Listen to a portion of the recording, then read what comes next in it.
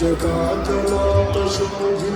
समस्तपापनाशकं स्वभक्तभीतिभञ्जनं भजे राममूर्तिम्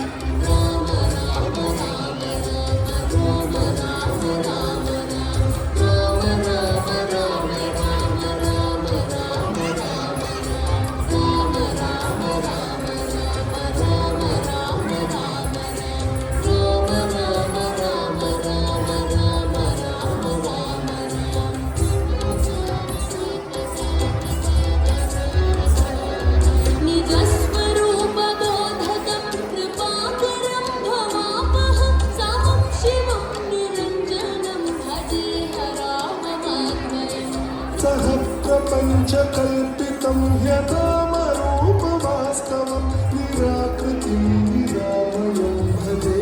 राममूर्तिम् राम राम राम राम राम राम राम राम राम राम राम राम राम राम राम राम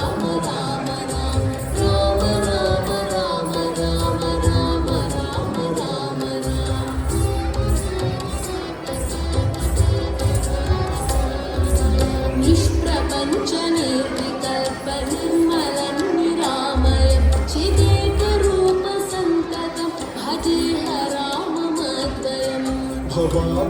भवाब्धिकोपरूपकं यशेषदेहकल्पितं गुणाकरं कृपाकरं भजे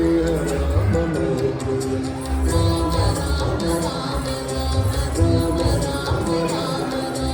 राम राम राम राम राम राम राम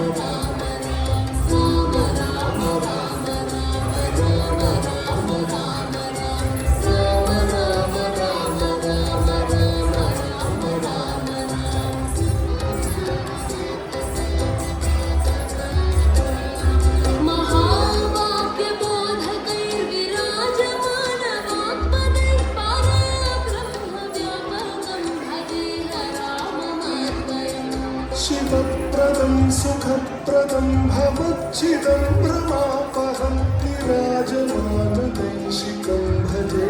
राममूर्तिम् राम राम राम राम राम राम राम राम राम राम राम राम राम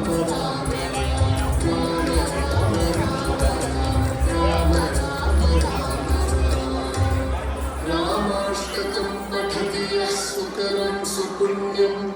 व्यासेन भाषितमिदं शृणुते मनुष्यः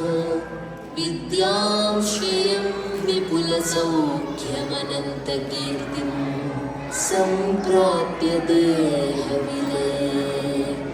लभते च